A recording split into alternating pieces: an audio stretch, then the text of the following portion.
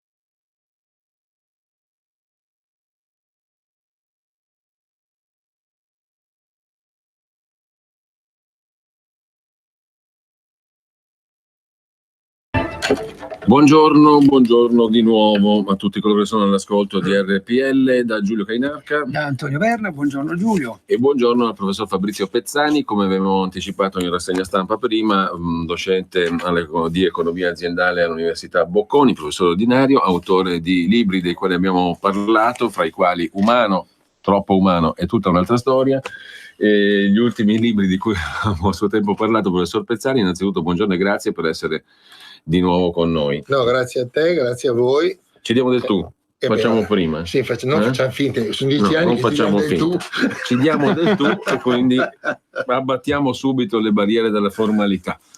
Cosa succede? Ricordiamo il numero ai nostri radioascoltatori, che è lo 0266 20 35 29, o anche il numero per mandare messaggi WhatsApp, che è il 346 64 277 56, per fare domande al professore Pezzani. Dopo apriremo anche le linee telefoniche, naturalmente. Intanto però, professore dimmi.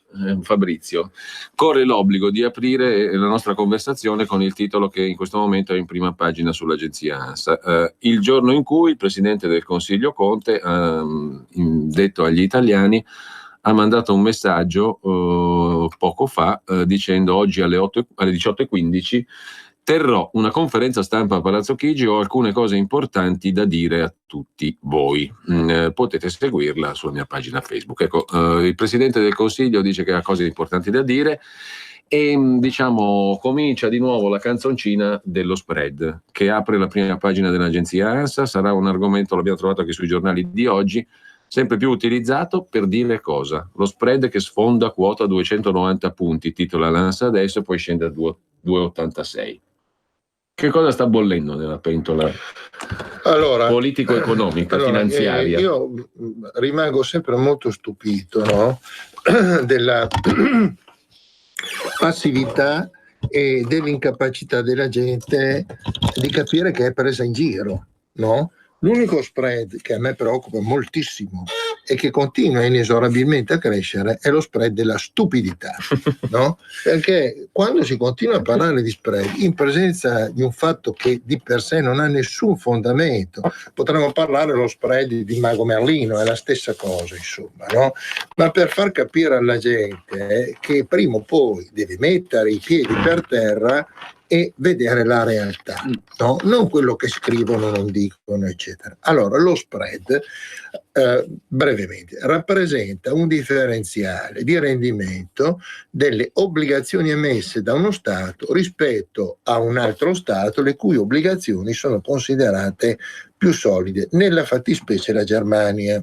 Quindi quando si dice lo spread è 150, 200, eccetera, eccetera, basic point, vuol dire che le obbligazioni emesse dallo Stato e quindi il debito emesso dallo Stato è maggiormente a rischio delle obbligazioni di riferimento emesse dalla Germania. Questa, diciamo, è la definizione dello spread. In realtà il problema vero qual è? E qui l'abbiamo detto diverse volte, e io faccio veramente fatica a capire che la gente non si renda conto di una evidenza lampante. A un bambino delle elementari, se glielo spieghi lentamente, lo capisce. Allora, il problema è che noi ci troviamo di fronte a una finanza che è totalmente fuori controllo, va bene? Volutamente fuori controllo, ed è stata usata da un certo punto in poi come arma non convenzionale da guerra. Quindi sia il Fondo Monetario Internazionale, che ha completamente abbandonato le finalità istituzionali per il quale era stato costituito. Il primo che sollevò il problema fu Strauss-Kahn, dopo un mese l'hanno messo in galera. La Banca Mondiale, che è stata istituita anche quella nel 1945, è sempre stata governata solo da americani. Tra questi americani, un presidente della Banca Mondiale è stato Paul Wolfowitz, dal 2003 al 2006, quando è stato mandato via per interessi personali nell'esercizio della Banca Mondiale. Wolfowitz è stato il principale ispiratore delle guerre di Bush, a partire dall'11 settembre, a partire dalla guerra in Iraq, eccetera. Insomma, no? È evidente che c'è stata un'occupazione di potere di una realtà sovradimensionata ai singoli stati, no? Che io chiamo, come nel pezzo che vi dicevo, la res pubblica e la res global. È chiaro che in una fase di aggregazione di paesi verso l'Europa o altro, eccetera, tu hai bisogno di un'associazione che si muova tenendo rispetto delle singole entità che partecipano, come in una repubblica si tengono presenti le istanze delle regioni. Ma nel tempo che cosa è successo? Che l'entità che si è venuta a formare sopra i paesi e sopra le elezioni, che io chiamo res global, è un gruppo ristretto sostanzialmente di persone, di società, di istituzioni di interesse, non facciamo nomi, ma che hanno perseguito in modo assolutamente lucido e cinico un interesse interno al loro gruppo, anche quando questo interesse era palesemente opposto all'interesse dei soggetti che avrebbero dovuto rappresentare, e di lì, per esercitare questo potere, hanno usato la finanza come strumento di guerra. Io ti sparo lo spread, ti sparo il rating, ti sparo... Ora, in realtà... Quindi noi dovremmo fregarcene? Allora, noi dovremmo fregarcene in un qualche modo, sì, però tu non puoi... Però ti dicono, ma dopo aumenta gli interessi sul debito e compagnia certo. Bella. Allora, il problema è che lo spread e il rating sono l'esercizio di una sistematica manipolazione della finanza. Quindi tu non puoi fregartene dello spread a condizione che tu non metta sotto accusa le persone che generano queste cose. Standard & Poor's, maledizione, è stata condannata dal Dipartimento di Giustizia americano per manipolazione fraudolenta del rating. Ci sono dei precedenti, è del tutto evidente. Prendiamo lo spread oggi, ci spaventiamo che lo spread è 240, 50, quello che è, ma se noi prendiamo le condizioni del paese, e quindi è il problema del debito, e su questo torniamo un attimo, no? È il problema, eccetera, e prendiamo la situazione del 2011 che giustamente Tremonti ha sollevato l'altro giorno, evidenziando ancora una volta come ci sia stato un chiaro attacco all'Europa. Prima è partita la Grecia, Portogallo, Irlanda, Spagna, Italia, no? Allora, se nel 2011 di fronte a un debito di 1.800 miliardi, con un rating di AAB, lo spread mi cresce di 600 basic point in 20 giorni e io oggi ho un debito di 2.300 miliardi, BBBB, è considerato junk bond, io ho uno spread di 240, lo dovrei avere di 2.000, ma è evidente che è un gioco del croupier, la roulette è truccata. Perché? Perché il vero problema, io vorrei che la gente capisse questa cosa qua, no? Il problema che si vede chiaramente in tutti i grafici è che l'inversione tra il periodo post bellico della grande ricostruzione, dell'American Dream, eccetera, quindi cala la disoccupazione, cala il debito, cala la disuguaglianza, va bene?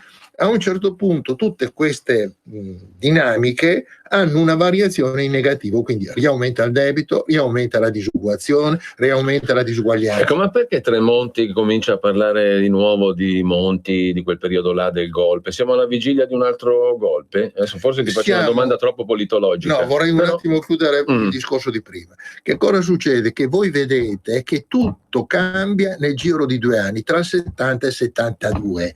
Allora bisogna domandarsi che cosa è successo in quei 2 anni lì che ha cambiato il mondo. È successo che sono venuti meno da parte degli Stati Uniti la possibilità di rispettare gli accordi che erano stati presi nel 1945, che obbligavano gli Stati Uniti a stampare $36 per ogni uncia d'oro. Quindi tu stampavi della carta moneta avendo un sottostante, ma se tu stampi la carta moneta senza sottostante non vale nulla. Per cui gli Stati Uniti, per poter mantenere il dollaro, hanno obbligato tutti i paesi occidentali a usare il dollaro nelle transazioni internazionali. Nel 73 viene inventato il petrodollaro, per cui che cosa succede? Che tu italiano, anziché comprare con la lira, compri il dollaro. È inevitabile che la lira si svaluta, per cui in 10 anni, dal 71 abbiamo un dollaro 624 lire, nell'81 un dollaro sono 2.400 lire, va bene? Quindi questa operazione è andata avanti sistematicamente a danno del paese, perché se noi andiamo a vedere il debito che ci è stato indotto, è stato un debito indotto da inflazione scaricata, cioè siamo passati nel 71 dal 4% di inflazione all'81 che era il 24% di inflazione. Giocando sul petrodollaro, il petrolio nel 71 costava $4 al barile, nel 2001 costava $4 al barile e ne costava 40.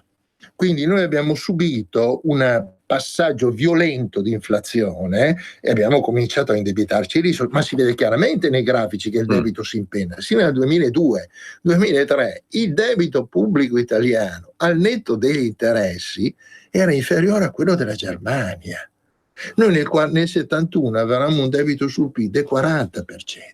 Poi nel momento in cui ci scaricano addosso questa ondata inflattiva, noi ci ritroviamo a un debito sul PIL del 90%, ma non dipende dal debito, dipende da una manipolazione finanziaria. Quindi, per dirla alla Lenin, che fare? Allora, primo bisognerebbe che la gente cominciasse a capire che la stanno prendendo in giro, no? Quindi, allora, ti piace se è preso in giro? Bene, se ci fosse Dante Alighieri farebbe un girone in cui obbliga la gente tutti i giorni a sentire per 24 ore sempre gli stessi talk show, sempre con le stesse persone che dicono sempre le stesse cose, finché la gente si istupidisce, no? Allora, qual è il livello oltre il quale la gente dice basta, io sono stanco di essere considerato uno stupido? Ognuno evidentemente sceglie come nel libro Le città invisibili di Calvino, no? Il Kublai Khan alla fine dice a Marco Polo, quello che Calvino rappresenta, ma siamo in un inferno. Dice, no, il problema è che noi siamo in un inferno, molti si adattano all'inferno, va bene, alcuni no. Qui io ho citato la caverna di Platone, quando Platone diceva tutti sono dentro una caverna, nessuno vuole andare fuori perché ha paura di andare fuori, e allora vedono delle ombre, le scambiano per verità e quindi tutti sono dentro una caverna con la paura drammatica di vedere la realtà. Tutti? Non tutti, no, tutti no, tutti assolutamente no. Io credo che l'operazione di coraggio, no, che Salvini sta facendo sia un'operazione, come dire, ecco, il livello, è interessante verificare questo, il livello di opposizione che incontra molto spesso è totalmente ingiustificato. No, perché anche la posizione sull'immigrazione, quando lui dice prima gli italiani, c'ha ragione, prima gli italiani. Allora, quando io sento Zingaretti, no, che dice noi abbiamo smesso di perdere, ma sei passato dal 19 al 22, non sei passato dal 19 al 45, perdendo voti in assoluto. Perdendo voti in assoluto.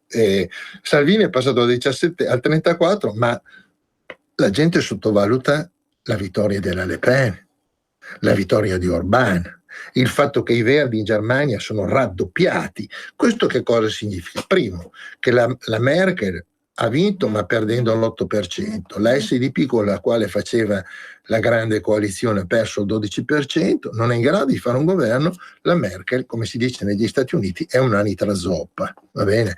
L'asse Macron-Merkel è saltato, ed è tutto evidente che è saltato.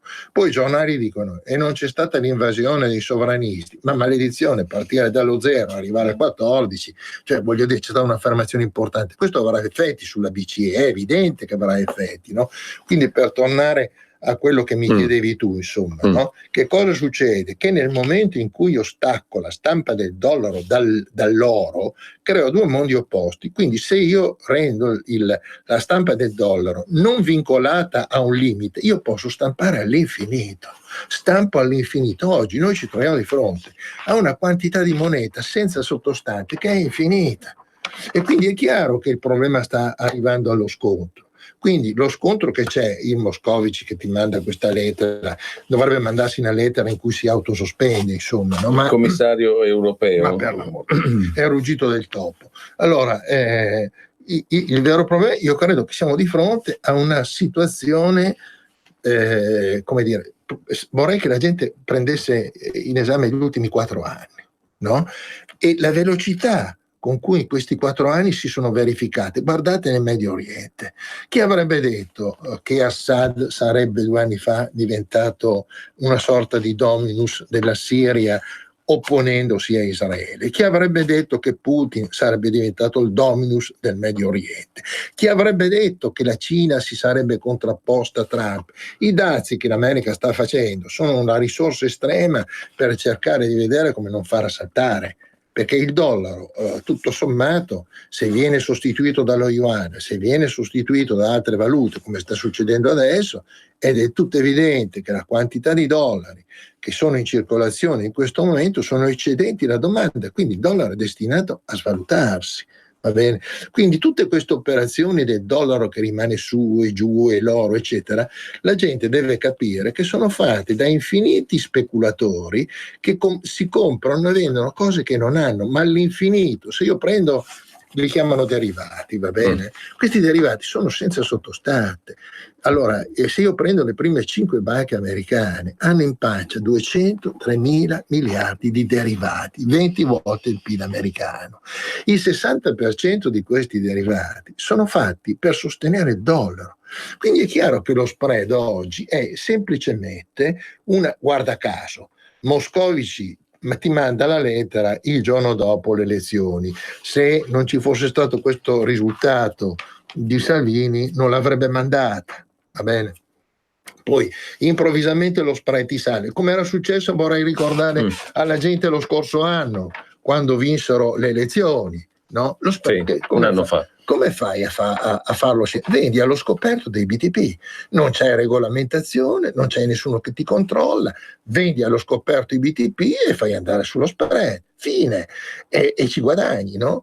Quindi il vero problema non è tanto lo spread, il problema è cominciare a prendere atto, come sta facendo la Russia, come sta facendo la Cina, che si stanno riempendo di oro, ed è inevitabile che si debba ritornare a una carta moneta che di per sé non vale nulla, debba ritornare ad avere un controvalore in oro.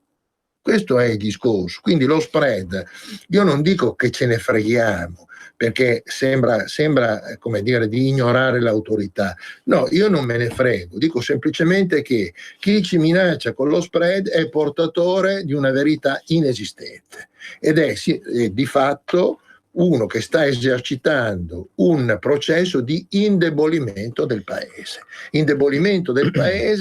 che si traduce nella vendita di aziende italiane agli stranieri. Qui parliamo per esempio di Lactalis, no? E che ha comprato anche l'azienda che distribuisce e produce grana e parmigiano, no? La Nuova Castelli. Tu come la leggi questa ultima notizia? Che non è l'ultima, no, cioè solo l'ultima in ordine di tempo, ma non è certamente, è solo l'ultimo anello di una catena. Ecco, allora, il problema è Lactalis, allora, quello che colpisce non è tanto quello che fa Lactalis, devo dire sinceramente, ma quanto la mancanza di opposizione di fronte a qualcuno che sta esercitando un potere colonizzante e la gente lo guarda, lasciandolo fare. Lactalis ha comprato Parmalat non spendendo un euro. Perché? Perché nella ristrutturazione dell'azienda Bondi accumulò una liquidità di cassa importante. Lactalis si indebitò con le banche per comprare la Parmalat e una volta comprata ha usato la cassa per ripagare le banche e quindi sostanzialmente non ha pagato nulla. Lo poteva fare? Certo che lo poteva fare, ma che cos'è il fatto negativo? Che nessun italiano, nessun gruppo altro si sia messo di fronte a Lactalis. A un certo punto prende, allora attenzione, Lactalis è dei fratelli Besnier e non è quotata in borsa. Va bene? Che cosa fa Lactalis? Lactalis innanzitutto ha cominciato a spacchettare Parmalat. Da notare una roba, che quando Bondi succede come commissario straordinario a Tanzi, Parmalat come business essenziale latte andava benissimo, non è stata licenziata una sola persona, neanche una persona è rimasta a casa. Va bene? Quindi Lactalis che cosa fa? Ha sopra quelli che producono il latte e quindi esercita un'operazione di pressione nei confronti dei produttori di latte, va bene? Trasforma il latte e poi produce anche latticini, perché Lactalis ha comprato Cade Martori, Galbani, Invernizzi, Vallelata e adesso compra la Nuova Castelli con il Parmigiano Reggiano. Allora, il problema è, di fronte a questa operazione, evidentemente a mio parere, di un esercizio monopolizzante. Tu vai contro la commissione antitrust dov'è? Non so dov'è, è lì che vanno a mangiare i pasticcini, dove sono? E la Consob dov'è? Cioè tu hai delle autorità che non fanno secondo me il loro dovere, quantomeno un problema, ma poi tu dici Lactalis può farlo, ma anche qua, no? Anche qua c'è stata un'offerta alternativa della Granarolo. Io ho detto, secondo me c'è una banca, devo dire, che stimo particolarmente, che è la Banca Popolare dell'Emilia Romagna, la BPR. Perché? Perché tu vai dentro questa banca e ti sembra di ritornare in una banca di 20 anni fa, dove tu hai un rapporto molto... Allora, ma perché non una banca di questo genere? Ritornare alle banche popolari è fondamentale, no? Ritornare alle banche popolari. Noi abbiamo delle banche straniere che hanno occupato gran parte del nostro paese, ma qual è il problema? Che i dividendi si riportano in Francia, Lactalis i dividendi si riportano in Francia, quindi tu separi il capitale dal lavoro. E in questo senso, per esempio, vorrei ricordare Zingaretti, no? Che in questa intervista ha detto una cosa giustissima, che il vero problema è ridurre la disuguaglianza. Perché tutte le società da 3.000 anni, quando raggiungono una disuguaglianza, quando la disuguaglianza si polarizza verso l'alto, le società saltano, no? La rivoluzione francese, americana, russa, cinese, eccetera, no? E quindi ha detto giustamente questo. Poi che cosa dice? Ma tu per ridurre la disuguaglianza devi creare lavoro. Ma come fai a creare lavoro se poi vendi o autorizzi a vendere le aziende italiane all'estero? E ancora una volta lui tira mano lo spread. Dice, il governo in questo anno ci ha fatto crescere lo spread. Ma scusa, allora ti decidi o no? Devi dirmi, tu pensi veramente che lo spread sia una cosa seria? E allora io ho dei dubbi seriamente sul fatto che tu abbia un equilibrio mentale, no?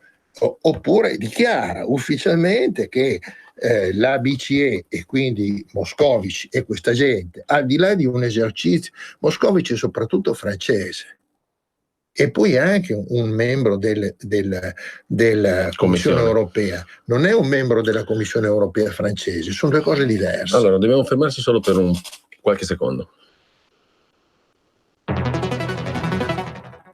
Adesso va a destra, 300 metri dritto, poi il semaforo. Certo che fai sempre la stessa strada tu, ma non hai voglia di cambiare. Chi ha parlato? Sono io, la Digital Radio, quella che ha cambiato il modo di ascoltare la radio con il sistema DAB+. È ora di cambiare. Vivi tutta la magia della Digital Radio. Se stai per cambiare auto, chiedila con il sistema DAB+, dal 2019. In tutte le auto nuove. Dibidi, dobidi, DAB. Anche Radio Padania è in Digital Radio. Messaggio per tutti gli imprenditori, gli artigiani, i commercianti, i liberi professionisti. Hai un'attività? Dei prodotti da promuovere? Prova la pubblicità sulla nostra radio. Radio Padania ha preparato per te una grande promozione per aiutarti a sostenere la tua attività a tariffe davvero straordinarie. Informati, vedrai che si può fare. Mandaci una mail all'indirizzo spot@radiopadania.net. Con Radio Padania si può fare. Porta con te ovunque RPL. Scarica l'applicazione su smartphone o tablet dal tuo store o dal sito radiopadania.org. Cosa aspetti? Allora, ti stavo domandando, alla luce del quadro generale di cui parlavi prima, Fabrizio, poi sentiamo anche gli ascoltatori, però su alcuni punti vorrei chiedere la tua opinione. Allora, intanto, se secondo te si sta ripresentando uno scenario tipo 2011, dopo questo voto europeo, no? Oggi Conte, con una certa enfasi, dico, ha delle comunicazioni importanti da fare al Paese. Non lo sappiamo, alle 18:15 ne sapremo di più. La canzoncina dello spread che comincia ad essere reintonata come in quell'epoca là. Allora, punto primo, qual è la tua opinione da osservatore? Allora, la mia opinione è che quando tu guardi la roulette, se la roulette è truccata, devi guardare croupier. Quindi io non credo che oggi si possa ripresentare il problema del 2011, perché il tema del 2011 in realtà non era un fatto isolato, come ha detto giustamente Tremonti. È stata una campagna che è cominciata con la Grecia, Portogallo, Irlanda, Spagna, Italia, ma era funzionale a destabilizzare l'euro e soprattutto era funzionale poi a favorire nelle elezioni americane nel novembre 2012 Romney e non Obama. Va bene, questo è di fatto, tant'è che Standard & Poor's nell'agosto del 2012 declassò gli Stati Uniti facendo incavolare Obama. Quindi io non credo che si possa ripetere lo scenario del 2011, perché quelli che avevano quel potere nel 2011 di mandarti sullo spread in 20 giorni di 600 basic point, oggi non ce l'hanno più. Quindi non possono, a mio parere, perché se avessero quel potere lì, oggi te l'avrebbero già mandato su a 2000 basic point. Cioè tu oggi hai uno spread che è meno della metà di quello che avevi a settembre del 2011. E sotto Mario Monti poi. E sotto anche. Mario Monti, no? Quindi quando... Allora, prendiamo lì, nel settembre 2011 noi avevamo 1.800 miliardi di debito, va bene? Il risanamento del paese, fra virgolette, risanamento, e lo sottoscrivo, ha generato quasi 600 miliardi di debito in più. Allora, se questo si chiama risanamento... Scusami, Fabrizio, ma come si può, prendere per buone le ricette di quelli che hanno risultati di questo tipo? Ma perché devo andare dietro a Mario Monti, Moscovici e tutti questi che predicano questo rigore che vale per alcuni, non vale per altri, che se ne dica, che porta a risultati così disastrosi un paese importante come l'Italia? Perché devo andargli dietro? Tu cosa scriveresti nella lettera di risposta a Moscovici, al commissario europeo? Primo, è del tutto evidente che noi siamo in una fase di grande cambiamento, no? La storia va piano, no? Poi improvvisamente accelera. Vedete, negli ultimi 2 anni, cioè il fatto che Salvini passi da 17 al 34, che i Verdi raddoppino, che i Verdi da tutte le parti, in Grecia, io conosco la Grecia, Alba Dorata che va al potere, è Orbán che dice io non sono disponibile a sostenere il candidato PPE della Merkel, quindi è chiaro che tu stai arrivando a uno scontro. Cioè il fatto, per esempio, la gente non sottolinea abbastanza la MEI. Cioè nel momento in cui la MEI dà le dimissioni e in un qualche modo ti viene fuori la Brexit, vuol dire che la finanza anglosassone, e quindi Londra, la City e lo Stock Exchange, che hanno in un qualche modo esercitato un potere determinante sull'Europa, perché l'Europa è stata eterodiretta dalla finanza, non ha una sua autonomia l'Europa, no? Quindi io non credo che si possa ripetere lo scenario, perché chi aveva il potere allora nel 2011 non ha lo stesso potere. Perché? Perché contro c'è Putin, perché contro c'è la Cina. Moscovici, quello che scriverei a Moscovici è: va bene, ma tu prima devi fare le cose come commissario europeo, quindi devi sostanzialmente difendere l'Europa. Ma non Ascolta, Fabrizio, poi apriamo le linee perché abbiamo fino alle 11:30. Io credo che ho già intravisto qualche messaggio via WhatsApp di estremo interesse per la nostra conversazione. Credo che anche ci siano persone che vogliono intervenire in diretta, poi ricordiamo i numeri. Però ti faccio questa domanda: quanto pesa effettivamente il discorso del debito pubblico? Bisogna rientrare dal debito pubblico, ha detto ancora recentemente il governatore della Banca d'Italia, però questa traiettoria di rientro necessaria dal debito pubblico impedisce di prendere altre iniziative, crea volatilità sui mercati finanziari.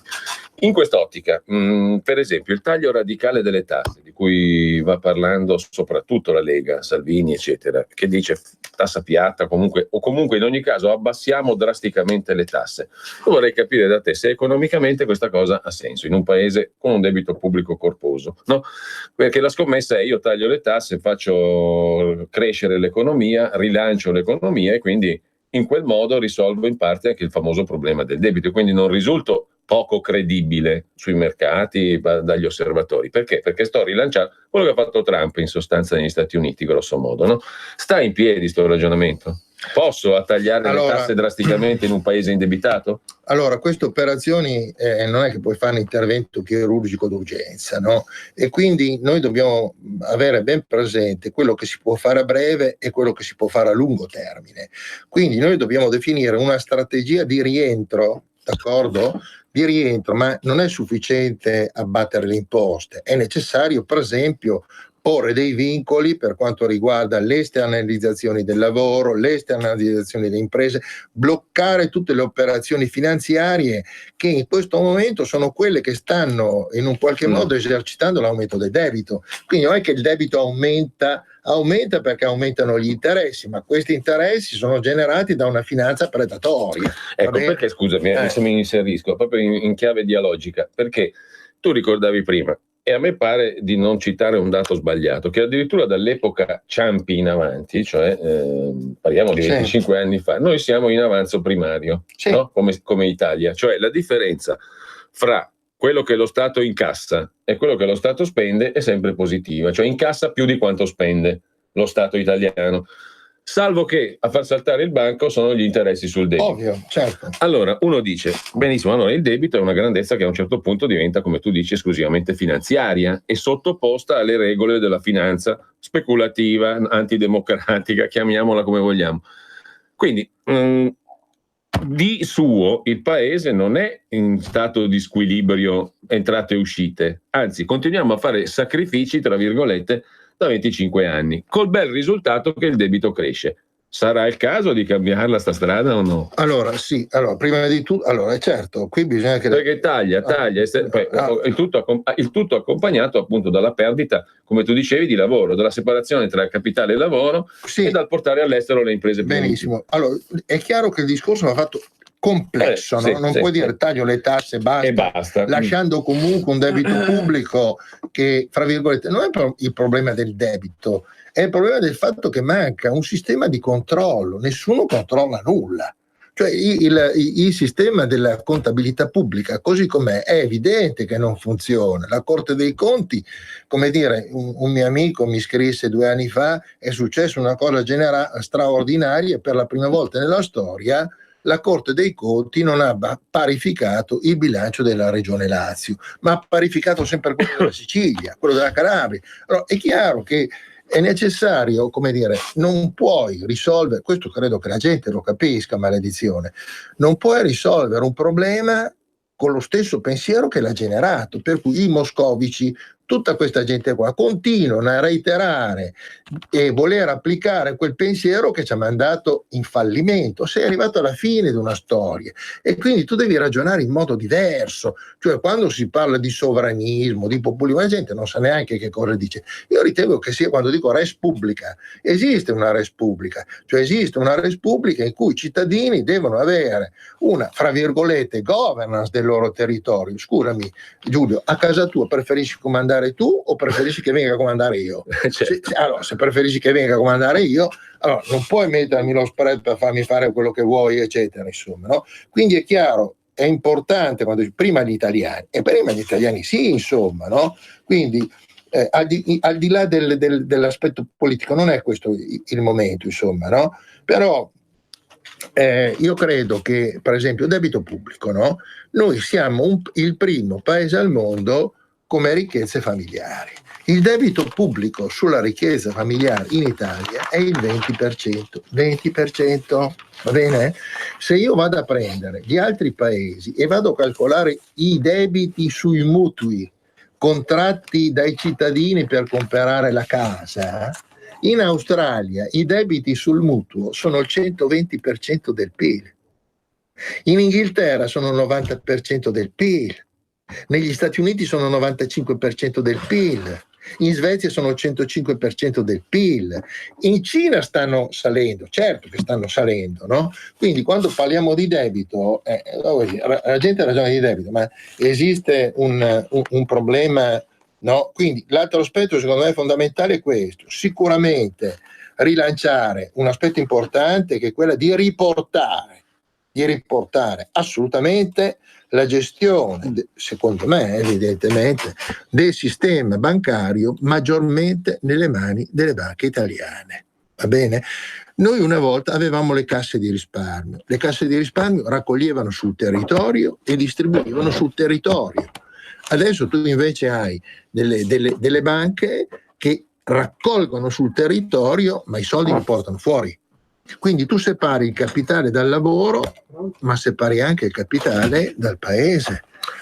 Allora, Fabrizio, abbiamo 10 minuti abbondanti per sentire anche eventuali telefonate. 02 66 20 35 29 per chi vuole intervenire in diretta. E poi sarà possibile in futuro, dice un ascoltatore, avere una banca centrale che stampi denaro senza prenderlo a prestito dalle banche private?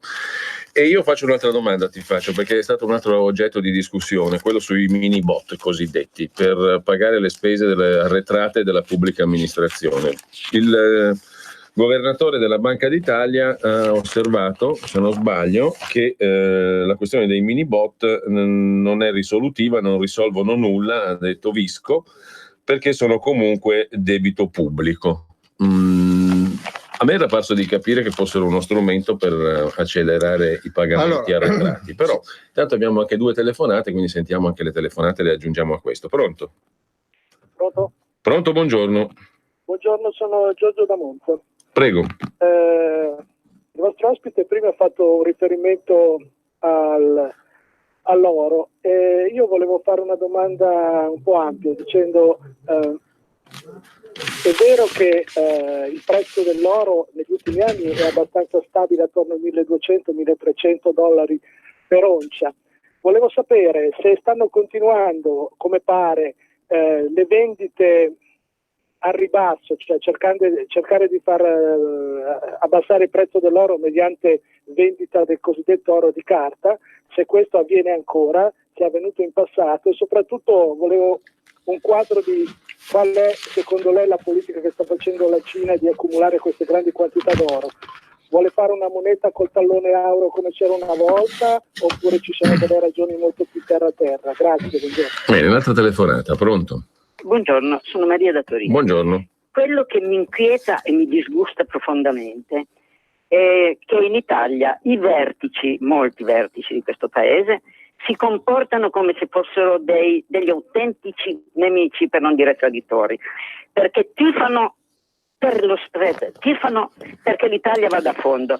ho potuto notare che Francia e Germania internamente si combattono senza esclusione di colpi, ma il buon Macron è dovuto addivenire a fare i conti con i gilet gialli per stare al potere. La Germania comunque all'estero si comportano tutti come un solo uomo. Solo in Italia c'è qualcuno che vuole affondare il paese per una questione di mero potere. E poi mi piacerebbe tanto sapere, perché anni fa su un giornale era venuta idea dell'oro d'Italia. Che fine ha fatto l'oro dell'Italia? La Germania, ad esempio, la Merkel era andata negli Stati Uniti a vedere dove era custodito il suo oro. Poi io non ho più saputo niente. Come si può fare per evitare che i vertici inqualificabili di questo paese non solo hanno svenduto di tutto? Bene, grazie Maria. C'è ancora una telefonata, poi la parola a Fabrizio Pezzani, il professor Pezzani. Pronto? Pronto, Andrea da Torino, ciao. Ciao Andrea. Ciao.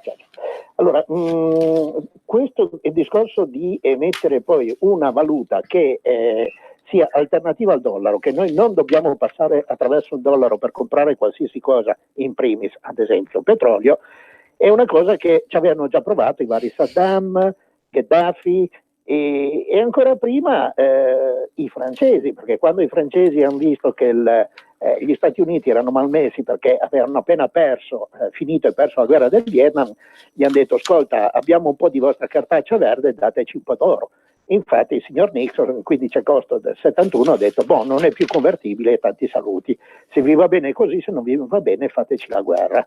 Ora, era praticamente improbabile che i francesi facessero la guerra agli Stati Uniti, ed è altrettanto improbabile che adesso gli Stati Uniti usino di nuovo la mano militare per far desistere la Cina dal fare certe politiche monetarie che ovviamente distruggerebbero il monopolio del dollaro.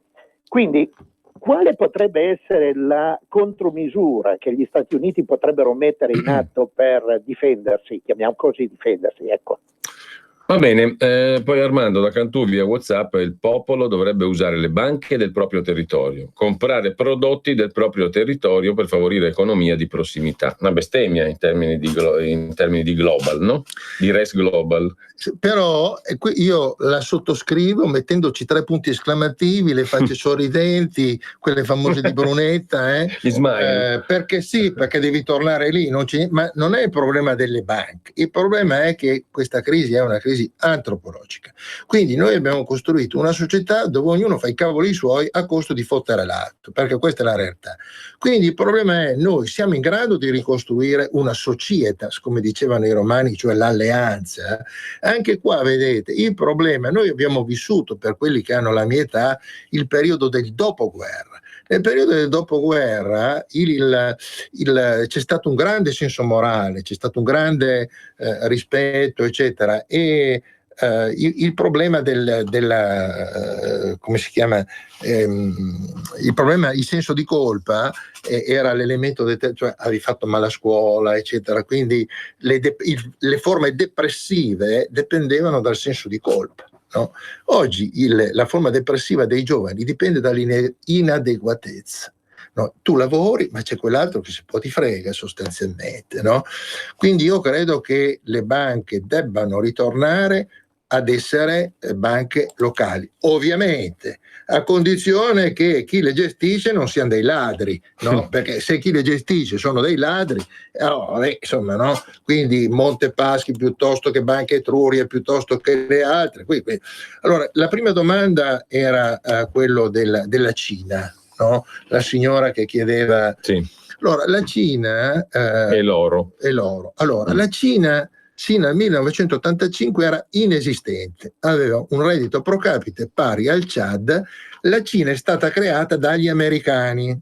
i quali per creare valore per gli azionisti hanno delocalizzato la produzione in Cina. Se lei prende il 1990 e il 2000, l'attività manifatturiera negli Stati Uniti passa dal 23 al 9% e i cinesi diventano la fabbrica del mondo. Sono 1,5 miliardi di persone, adesso hanno le conoscenze, hanno le tecnologie. La Cina, a differenza degli americani, ragiona sempre sul lungo tempo. Sul lungo tempo, non sul breve tempo, sul lungo tempo. Aspetta, posso aprire una parentesi? Perché, scusami, No. è marginale rispetto a questo, però ha a che fare con gli Stati Uniti, perché stavo leggendo stamattina e te lo volevo chiedere, mi è sfuggito, poi ritorniamo alle domande degli ascoltatori. Trump è nel Regno Unito, no? Il presidente americano nel Regno Unito e ha detto una cosa: uscitevene tranquillamente dall'Unione Europea senza pagare nessun dazio, 50 miliardi se li scordino. E poi ha auspicato che il governo sia guidato da Boris Johnson o dopo Theresa May. Una presa di posizione molto netta, no? Molto forte. Questo cosa significa? Che quell'asse anglo-americano di cui parlavi prima ha archiviato i moscovici? Allora, Boris Johnson è quello che dichiarava: l'avidità è fondamentale per l'avidità, soprattutto l'avidità. Allora, Boris Johnson è figlio di un modello culturale che ci ha mandato a quel paese, sostanzialmente, no? E allora, quando uno dice venite via, non pagate 500 miliardi, ma allora, scusate un attimo, noi abbiamo fatto. Allora, io chiederei alla gente di andare a leggersi gli articoli fondamentali delle Costituzioni delle Nazioni Unite. Leggetevene, maledizione, non ce ne avete nessuno rispettato. Poi abbiamo il World Trade Organization, cioè l'Organizzazione Mondiale per il Commercio, che dovrebbe bloccare i dazi, che dovrebbe regolare. Dove sono questa gente qua? Ma dov'è questa gente qua? Va bene. Allora, ne vogliamo prendere conto, ne vogliamo prendere atto, o facciamo come il comandante di un sommergibile che guarda la terra col periscopio? Insomma, no? Allora, la Cina è diventata indipendente. La Cina lo scorso anno, a marzo, ha inaugurato il mercato del petro-yuan, per cui comprerà in futuro il petrolio convertibile in oro. Perché stanno comprando l'oro la Cina e la Russia? Perché prima o poi non si può lasciare la stampa della carta moneta slegata da una misura vincolante, altrimenti non si fa che alimentare una finanza speculativa senza limite. Quindi l'obiettivo della Cina e l'obiettivo della Russia, ma anche dell'India in parte, è quella di creare una moneta che abbia un aggancio con un sottostante. Non c'è altro da fare. Altrimenti avete una finanza che va per conto suo, cioè nel momento in cui avete una Tesla, io faccio questo intervento a Forbes, ma come fai a valutare un'azienda fallita 245 volte i ricavi? La Tesla. Allora la gente ormai, una volta noi parlavamo di soggetto giuridico, le imprese sono un soggetto giuridico, ma non sono un soggetto giuridico. Un'impresa, non sai, tu compri delle azioni di un'impresa che non sai chi è il proprietario, non sai quanto vale perché sistematicamente manipolate. Le grandi corporazioni, per far salire le azioni, comprano le loro azioni, ma le azioni non sono mica quelle che valgono. L'oro italiano. Quindi la Cina stanno facendo questo, va bene? Cioè stanno andando verso una situazione di fronte alla quale gli Stati Uniti non possono fare assolutamente nulla, punto. Va bene? Cercare di capire come possono fare. I cinesi hanno 1.200 miliardi in mano di dollari, non li venderanno perché magari ci perdono, ma è evidente che gli Stati Uniti, lasciamo stare, possiamo dire che non sono forti come 20 anni fa? L'oro italiano. Allora, noi siamo il terzo paese al mondo per riserve auree, abbiamo 2.400 tonnellate, prima di noi c'è la Germania 3.500, la Francia viene dopo, gli Stati Uniti ne hanno 8.000 e qualcosa, ma la quantità che dichiarano è stata quella misurata nel 1973. Poi la quantità di oro presente a Forte Croce non è mai più stata misurata. La signora che diceva la Merkel ha cominciato a chiedere indietro gran parte dell'oro, perché l'oro della Germania, a causa della Russia, era finita nei forzieri, no, di Wall Street, eccetera. All'inizio gli hanno provato a rifilargli una sola delle barre di tungsteno ricoperte d'oro, perché ha lo stesso peso specifico dell'oro. Tu vai a pensare che ti diano il tungsteno ricoperto d'oro, non lo pensi, insomma, no? Poi alla Merkel hanno vietato di andare a vedere il loro oro per problemi di sicurezza. L'Italia ha 2.400 tonnellate d'oro, la metà di questo oro è depositato nei forzieri americani, va bene? Allora, il problema è: c'è ancora o non c'è più? Perché il problema fondamentale è questo qua: c'è o non c'è? Allora, l'Olanda, l'Austria, la Germania stanno tutte richiedendo indietro il loro oro dagli Stati Uniti, ma sembra che questo non sia possibile. Lo stanno chiedendo indietro dalla banca centrale inglese. La banca centrale inglese ha detto: non posso dartelo e non voglio dartelo, va bene? L'unico che ha avuto sempre una grande lungimiranza è stato Charles de Gaulle, che diceva: io appena ho $1 compro subito dell'oro. Alla fine della guerra l'oro i francesi l'avevano anche loro portato a Wall Street. Nel 1965 de Gaulle fa una dichiarazione alla televisione unificata a tutti i cittadini francesi, in cui dichiara che il suo oro dagli Stati Uniti ritorna in patria, manda una nave, un cacciatorpediniere, ricarica tutto il suo oro e se lo riporta indietro. Allora, il vero problema è: noi abbiamo l'oro o non l'abbiamo? Gli americani ce l'hanno l'oro o non ce l'hanno? Perché il problema è tutto qua. Cioè, se per caso si scoprisse che non c'è un sottostante, allora, quando venne fatta la norma di Bretton Woods che ti obbligava a stampare $36 ogni uncia d'oro, 36, non 38, va bene? Un'uncia d'oro valeva $36. Un'uncia d'oro oggi ne vale 5.000.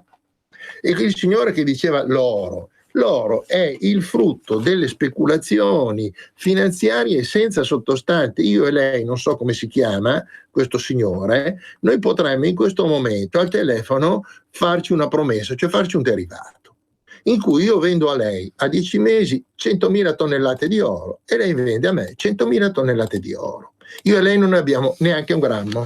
Io e lei fissiamo il prezzo.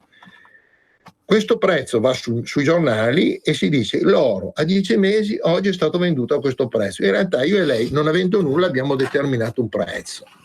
Fra 10 mesi, quando ci ritroviamo per dire insomma adesso ci dobbiamo scambiare l'oro, e questo a differenza di 20 anni fa, quando Gardini ci lasciò le penne con la soia sul mercato di Chicago, noi oggi possiamo rinviare la scommessa. Io e lei quella scommessa sull'oro la rinviamo all'infinito, non la chiuderemo mai.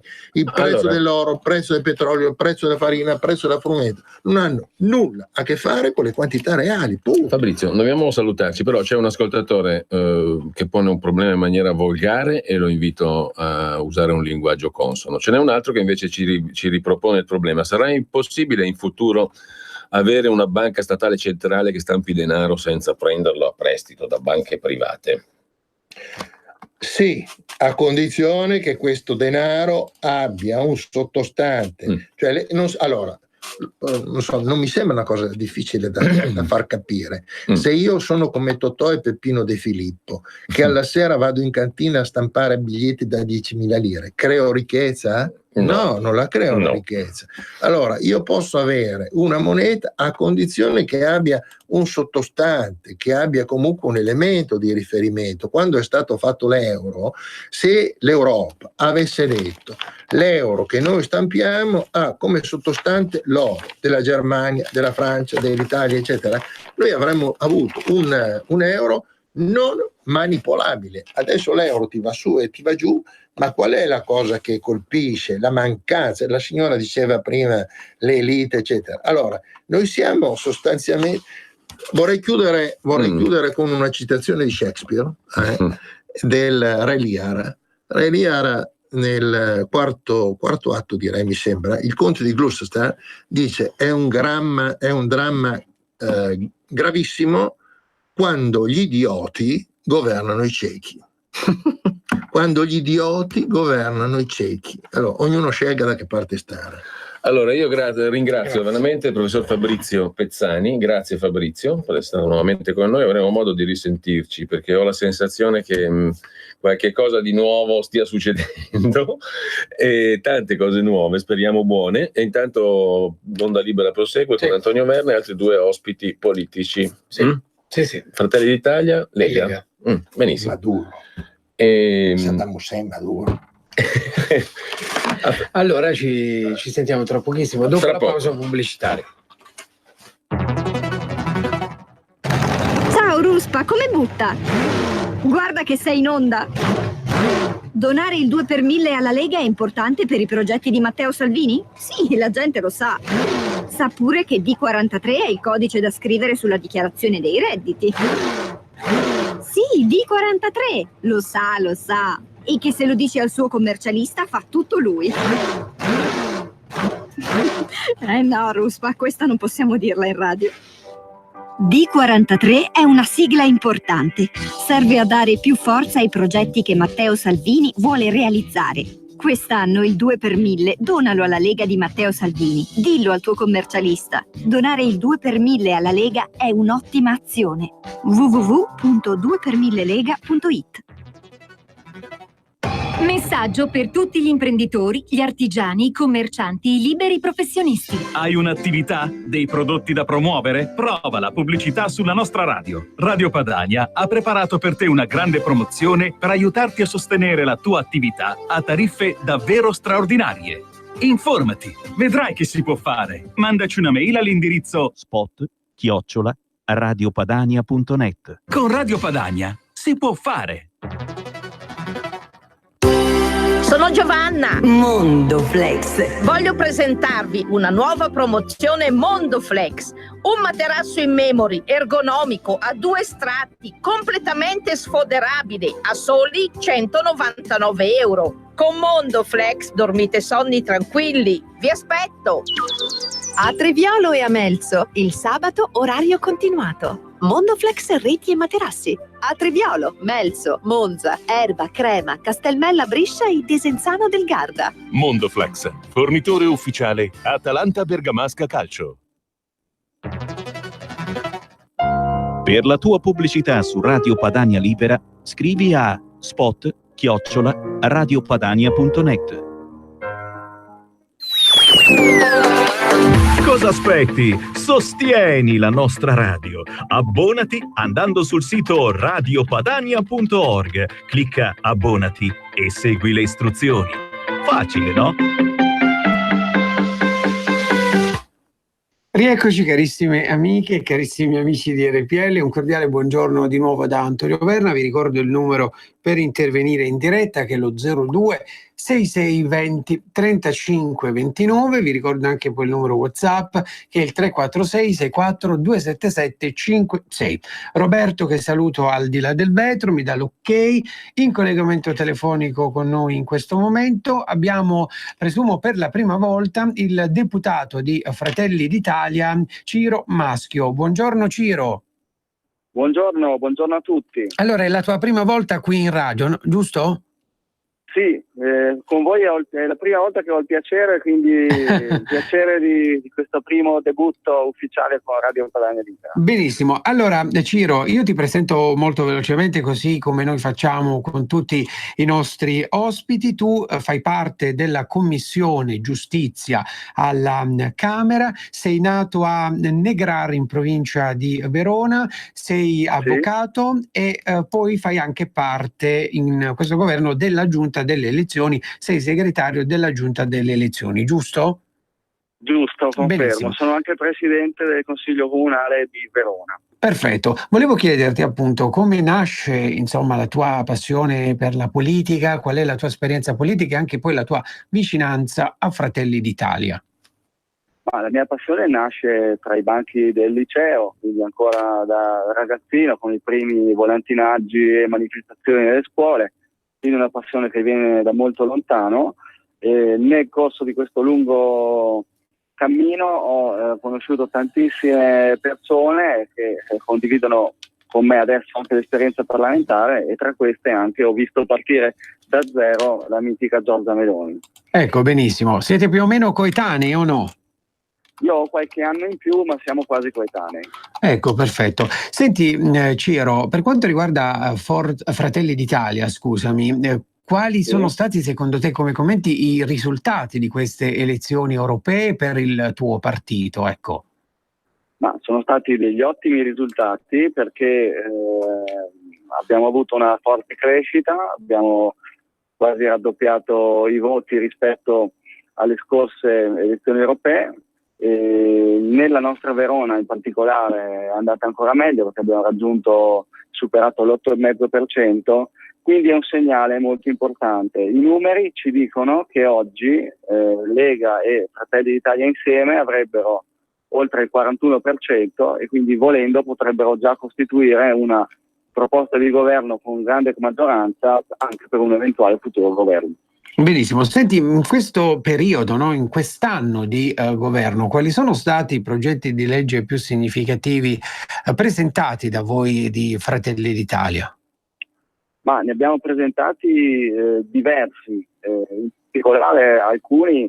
Il più importante forse non era una proposta di legge, ma è passato attraverso una mozione, è quella per uscire dal Global Compact, l'accordo internazionale che voleva porre a carico dello Stato italiano degli obblighi di accoglienza di migranti, che sarebbe stato assolutamente in contraddizione con il decreto sicurezza e con le misure intraprese anche da Salvini, che noi, pur essendo all'opposizione, abbiamo sostenuto.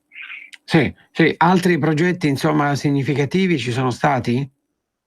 Ma c'è, l'ultimo in ordine di tempo è una proposta di legge contro il bullismo, presentata a prima firma di Giorgia Meloni. Poi abbiamo presentato diverse proposte in materia di giustizia, di sicurezza, di tutela della legalità, ad esempio una che aumenta le pene nelle forme di oltraggio, aggressioni ai pubblici ufficiali e alle forze dell'ordine. Abbiamo presentato talmente tante proposte di legge come Fratelli d'Italia che credo che siamo il gruppo parlamentare con il più alto numero di proposte, quindi su molti temi. Sì. E quindi insomma è una legislatura molto molto produttiva. Perfetto. Senti Ciro, tu fai parte, appunto, come ho detto prima, della Commissione Giustizia. In questa commissione quali sono stati anche i provvedimenti più significativi, no, che avete approvato, e quelli che sono in cantiere? Ma è una commissione che ha lavorato molto, perché sulla giustizia si sono giocate molte partite di questo primo anno di legislatura. Il decreto cosiddetto spazza corrotti, con la lunga discussione che c'è stata sul tema della prescrizione, sulla quale noi eravamo contrari, è stato sicuramente un tema molto approfondito in commissione.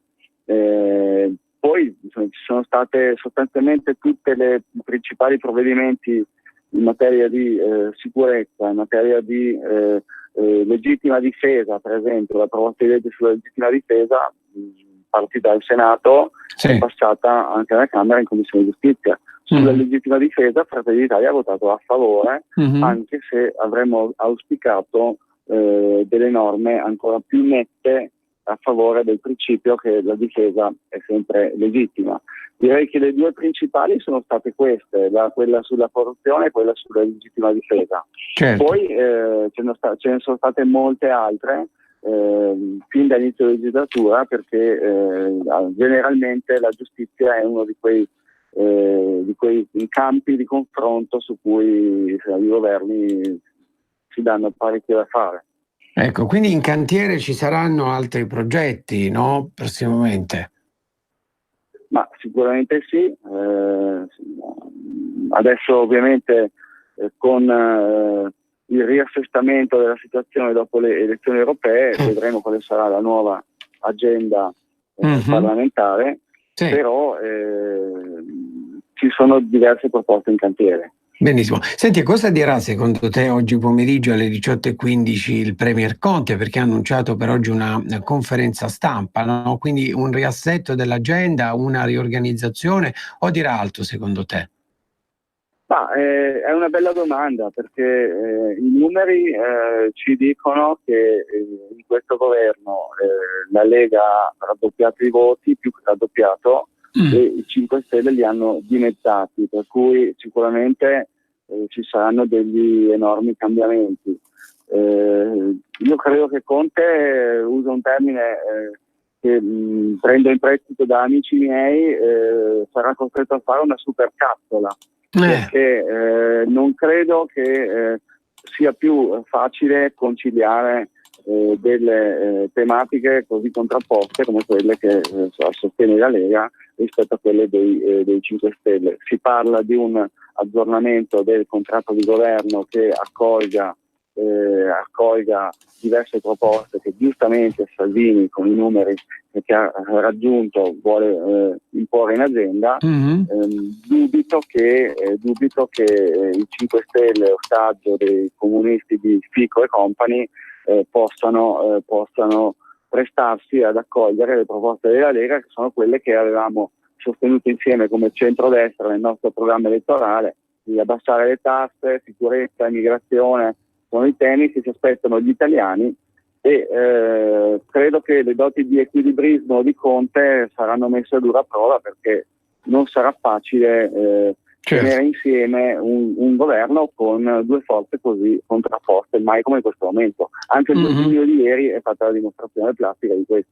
Sì, senti, proprio di ieri, no? Per quanto riguarda la parata del 2 giugno, Giorgia Meloni ha scritto sulla sua pagina Facebook che non era stata invitata a questa parata. Secondo te come si è svolta? Cioè è stata la parata dell'imbarazzo o no? Raccontaci un po'. È grave che non sia stata invitata Giorgia Meloni, quindi già questo è un segnale. Io credo che ieri sia stata scritta una brutta pagina nelle cerimonie della Repubblica Italiana, in particolare in quelle che coinvolgono le forze armate, perché le forze armate, i nostri ragazzi in divisa che si sacrificano ogni giorno anche a costo della vita in tutto il mondo per difendere la nostra pace e la nostra sicurezza, non possono essere ridicolizzati e trattati a livello di pagliacciate carnevalesche in stile peace and love. Abbiamo visto la ministra Trenta che ha appunto scelto un tema che non c'entra nulla con la festa della Repubblica e con le forze armate. Abbiamo visto il presidente della Camera Fico alzare il tiro dicendo che il 2 giugno è dedicato ai Rom e ai migranti, e queste sono delle offese alle istituzioni. Perché significa usare delle ricorrenze storiche della nostra Repubblica per fare una propaganda buonista pro migranti che non c'entra nulla e che fra l'altro ha già dimostrato di fare dei danni enormi all'Italia e anche ai migranti stessi. Quindi noi abbiamo risposto con forza, alcuni di noi per protesta non sono neanche andati. Chi è andato a sottolineare di averlo fatto per rispetto alle istituzioni e alle forze armate. Il 2 giugno è la festa della Repubblica, la festa degli italiani, non è la festa dei Rom, amici di Roberto Fico. Benissimo, senti Ciro, un'ultima domanda, ti chiedo anche una risposta veloce perché so che poi devi lasciarci. Mercoledì la Commissione europea risponderà alla lettera che l'Italia ha inviato sulla situazione economica. Secondo te, ti chiedo appunto quale sarà la risposta? Quale sarà la risposta?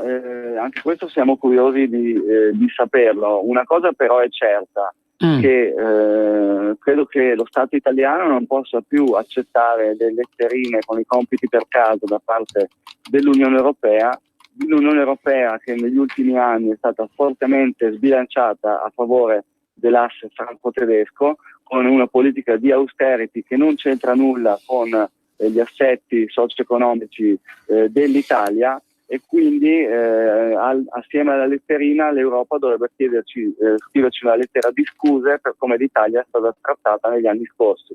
Io confido che, essendo aumentato il fronte sovranista non solo in Italia ma anche in altri paesi europei, all'interno del Parlamento europeo, si possa aprire una nuova fase nella quale si dia più peso ai popoli, più peso a un'Europa dei popoli rispetto a questa Europa dei burocrati scelti da nessuno, che fanno gli interessi di pochi e che scrivono letterine a degli stati che hanno il consenso di milioni di elettori. Perfetto. Allora, Ciro, grazie mille per essere stato con noi questa mattina. Ci sentiamo prossimamente in radio. Buona giornata e buon lavoro. Grazie a voi, piacere e buona giornata a tutti. Grazie mille a te, ringraziamo Ciro Maschio, deputato di Fratelli d'Italia. Adesso in collegamento telefonico con noi un altro amico di RPL, il deputato della Lega Manfredi Potenti. Ciao Manfredi, buongiorno. Buongiorno a tutti voi e agli ascoltatori. Come stai Manfredi? Non ci sentivamo da molto. Molto bene, un po' stanco perché come potete immaginare siamo all'ultimo tuffo per i ballottaggi. Ecco, lo sappiamo, che si dice lì a Livorno, ecco. La provincia di Livorno che seguo come commissario provinciale, tra l'altro ha portato tutti i comuni sopra 15.000 abitanti al ballottaggio dal primo all'ultimo, sono 5 compreso il capoluogo Livorno, quindi il lavoro è veramente molto e anche entusiasmante perché abbiamo avuto dei risultati anche eclatanti come aver sfiorato la vittoria al primo turno di Piombino con il 48% dei voti della coalizione di centrodestra. Abbiamo delle partite apertissime su Colle Salvetti, su Rosignano, Livorno stessa è una situazione molto contendibile, Cecina un altro bel risultato con il collega avvocato Pazzaglia, nostro candidato di coalizione della Lega, quindi stiamo lavorando alacremente e comunque sia per la prima volta nella storia insomma la Lega inserirà nei consigli comunali di tutti questi comuni e non solo di questi, anche dei più piccoli perché ne abbiamo altri sotto 15.000, delle nutrite schiere di consiglieri comunali della Lega, quindi avremo dei gruppi consigliari sicuramente più numerosi, diciamo sia che saranno di maggioranza sia che siano insomma di minoranza e personalmente ecco sono molto orgoglioso perché c'è un bel clima, c'è una bella diciamo veramente ecco noto tanto entusiasmo. Benissimo, senti Manfredi, tra pochissimo penso che adesso sia già iniziata l'inaugurazione del primo tratto della Pedemontana Veneta che ecco ci puoi raccontare un po' meglio, descrivere meglio questa Pedemontana, ecco. Allora, io onestamente ecco non voglio fare interferenze in campi che non mi competono perché sono l'esperto giurista, quindi però allora io ho seguito un po' la vicenda ecco e finalmente viene coronato il grande impegno profuso dagli amministratori locali, primo fra tutti il presidente Luca Zaia. È un'opera che è stata per molti anni diciamo attesa, sappiamo che l'utilità, che appunto anche i criteri con i quali fu valutata all'epoca la sua diciamo esigenza e le ricadute sul territorio che poi avrebbe riportato insomma con l'abbreviamento insomma di tutte le varie i vari circuiti che purtroppo ad oggi erano richiesti al traffico veicolare verranno fortemente ridotti. Io ecco quello che posso dire, sono felicissimo che si sia portata a termine un'opera che da tanti anni veniva chiesta dal territorio. La cosa che purtroppo dispiace è che ahimè nella ormai arcinota cronica insomma difficoltà di lavorare su questo tipo di progettazioni in Italia si scontano dei forti ritardi nella realizzazione delle opere. In questo chiaramente la Lega ha sempre chiesto che ci fosse una certa autonomia anche da parte delle regioni nel poter investire su opere di questo tipo e quindi rimodulare tutto quello che è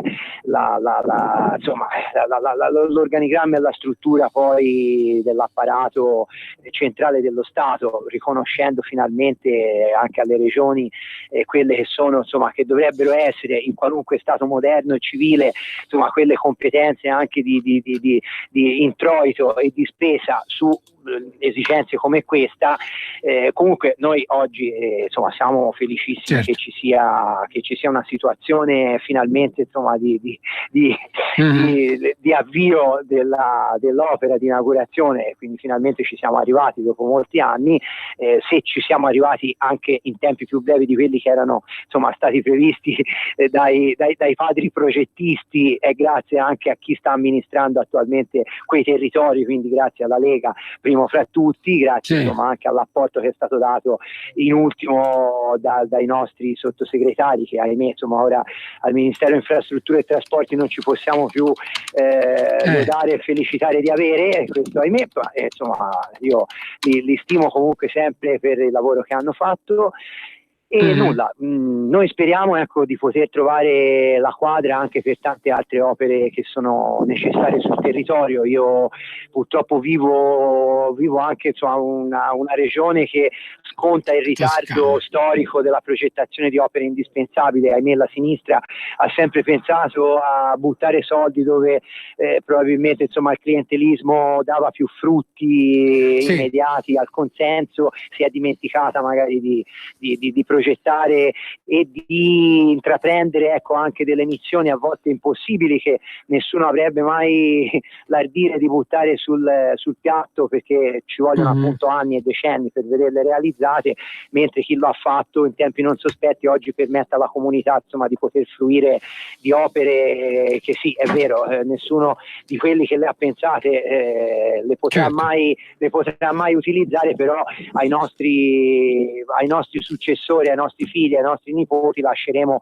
un paese un pochino più moderno. Ecco, il significato insomma della pedemontana è anche questo. Noi lavorare per semplificare e cercare di realizzare queste opere sempre più velocemente, sempre prima rispetto al ritardo storico, però bisogna anche iniziare a progettarle indipendentemente da tutto, perché se no non le vedremo mai. Certo, Manfredi, ti interrompo perché abbiamo una telefonata, sentiamo chi c'è in linea. Pronto, buongiorno. Pronto, prego. Volevo dire un'altra cosa riguardo ai vari no, eccetera, no? Soldi che adesso sono stati risparmiati dal reddito di cittadinanza, quelli che hanno rifiutato, eccetera, eccetera. Volevo sapere se non si poteva aiutare i disabili che prendono 280 euro al mese e anche i terremotati e tutte le persone bisognose che almeno riescono anche a tirare a campare un attimo un po' dignitosamente. Grazie. Va bene, Manfredi, vuoi commentare? Sì, allora certamente ci sono stati dei risparmi notevoli dettati dal fatto che la misura appunto del reddito di cittadinanza non è poi stata distribuita diciamo ai richiedenti come ci si aspettava e si era preventivato insomma correttamente, perché c'è stato un buon 26% di scrematura di domande non ammesse, c'è stato poi una serie di domande ammesse con degli importi inferiori a quelli che si erano in qualche maniera calcolati e preventivati. Ora queste risorse non possiamo, diciamo, per motivi legati proprio alla loro utilizzabilità, prenderle e spostarle al di fuori di, diciamo, certe partite che erano in qualche maniera state già individuate all'interno del provvedimento, appunto, che conteneva anche la previsione del reddito di cittadinanza, anche quota 100, quindi si possono in qualche maniera immediatamente riallocare. Ci sono dei sistemi, dei criteri, ora non li sto a spiegare perché insomma sarebbero un po' complicati, insomma, ci sono dei sistemi per i quali quello che viene risparmiato da una parte lo si può spostare, diciamo, su altre partite, ora non direttamente su voci di spesa come quelle che diceva l'ascoltatore, che certamente per noi sono delle priorità e sono degli aspetti fondamentali chiaramente del vivere sociale e di quelle insomma che sono le minime fonti di sostentamento per persone che hanno delle situazioni di difficoltà alle quali va tutta la nostra attenzione e il nostro supporto. Certamente anche insomma con il ministro Fontana per quanto attiene alle disabilità e per quanto attiene anche alle prossime iniziative in campo fiscale che lo stesso Matteo Salvini ha anticipato di voler adottare, saremo attenti e sicuramente daremo la possibilità a queste appunto famiglie e a quelle situazioni di maggior disagio di trovare un minimo di ristoro, perché non ci dimentichiamo che sì, noi ora con queste misure a partire da quota 100 ma anche passando per il reddito di cittadinanza e altre misure come ad esempio lo stralcio delle cartelle esattoriali fino a 1.000 euro, dei ruoli insomma ex Equitalia, abbiamo dato una grossa mano e un grosso sollievo a veramente tantissime famiglie.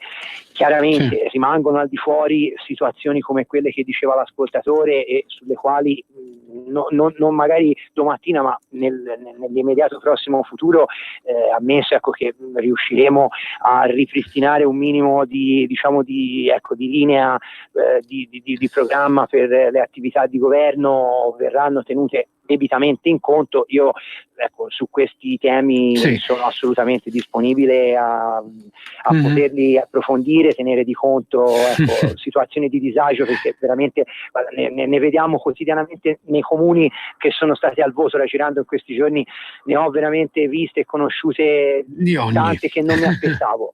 Allora Manfredi, sentiamo un'altra telefonata, poi ti faccio un'ultima domanda e ci salutiamo. Pronto, buongiorno. Buongiorno Padania Libera. Buongiorno signora, prego.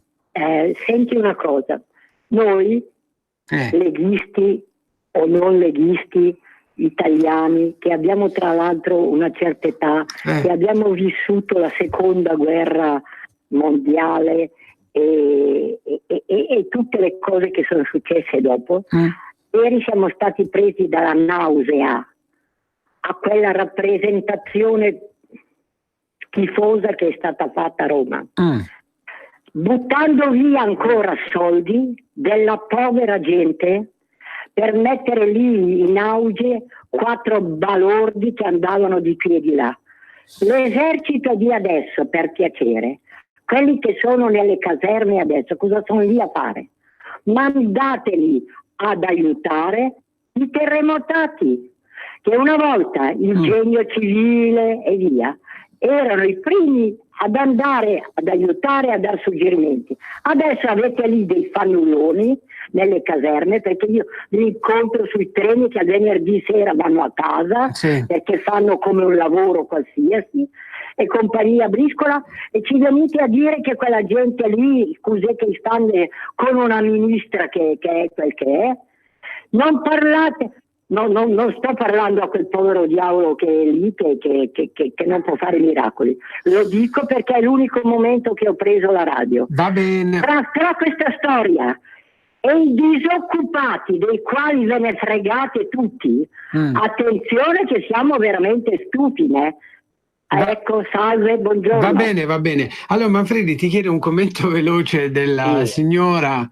Apprezzo su quello che ha detto la signora, e naturalmente massima vicinanza insomma alle nostre forze dell'ordine. Sentivo la signora ricordava la seconda guerra mondiale, diciamo molti degli emblemi che hanno sfilato ieri su quella via dei fori imperiali insomma rappresentano tanta della storia che anche la signora ha visto e conosciuto. Io per primo nella mia famiglia ho tanti ricordi insomma dei miei nonni che sono purtroppo anche loro passati da quelle fasi storiche, quindi il mantenere in vita un esercito, mantenere in vita delle funzioni che naturalmente sono cambiate, non sono più quelle di andare ad aggredire paesi esteri, ma sono quelle insomma di andare ad assistere magari popolazioni o paesi in difficoltà per conflitti interni.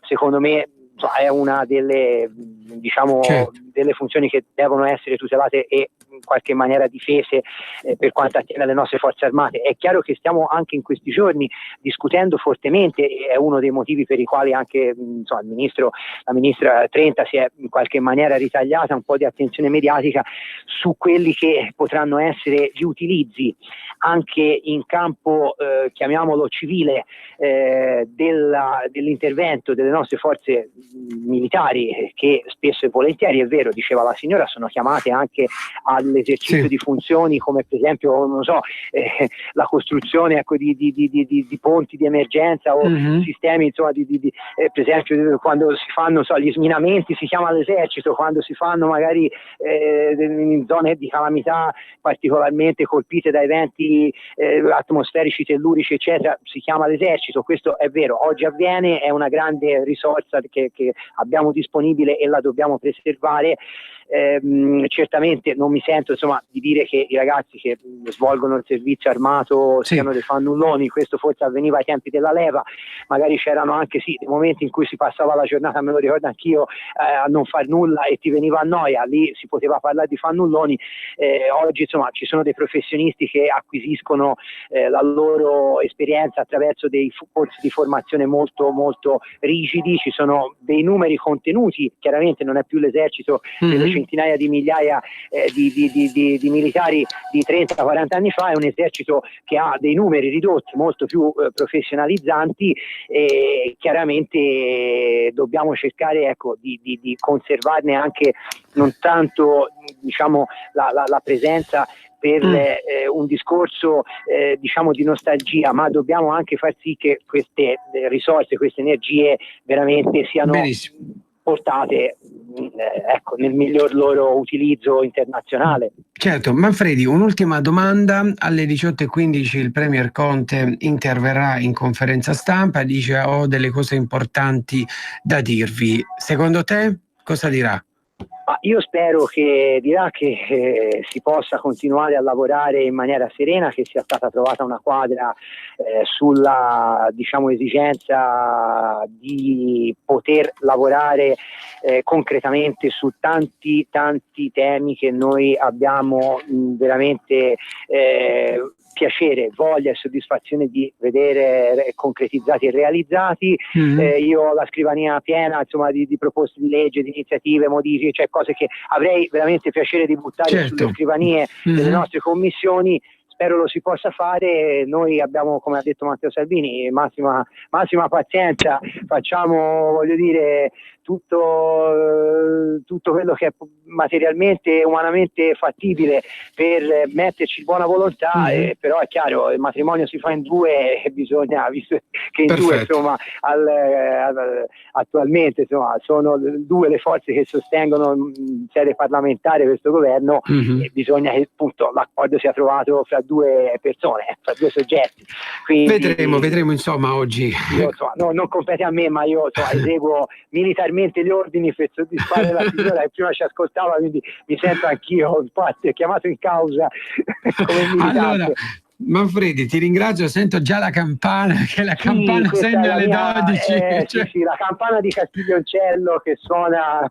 Infatti, segna alle 12. Allora, ti ringrazio per essere stato qui con noi, ci risentiamo prossimamente. Buona giornata. Grazie tante a tutti, buona giornata a tutti gli ascoltatori. Buona giornata a te, grazie a Manfredi Potenti, deputato della Lega, grazie a tutti per averci seguito, ci risentiamo domani mattina alle 10:35.